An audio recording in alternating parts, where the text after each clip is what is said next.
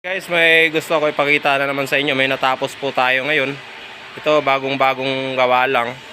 Ito yung upuan natin na pwede natin ilagay sa playground, pwede naman sa labas ng bahay natin o sa loob. Pwede, depende saan nyo ilalagay. Napakaganda yan guys. Gusto ko lang ipakita sa inyo yung klase ng wood na ginamit natin. Ayan guys, yung drifted wood natin.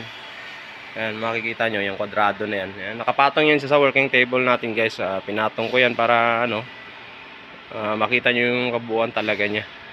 Ang height niyan guys is 14 inches.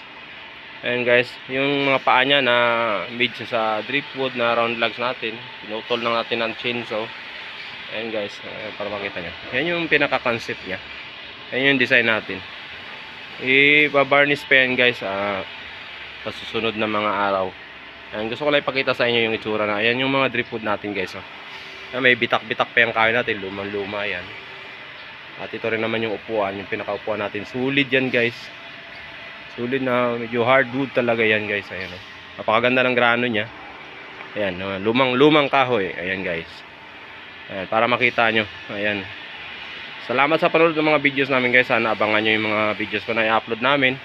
Tsaka please subscribe na rin sa aming channel, Raymond Dalman, para naman ma-update din kayo sa ano pang mga gagawa namin.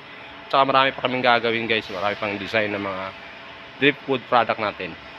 Ayan lang muna guys. Salamat sa lahat. At God bless po sa atin lahat.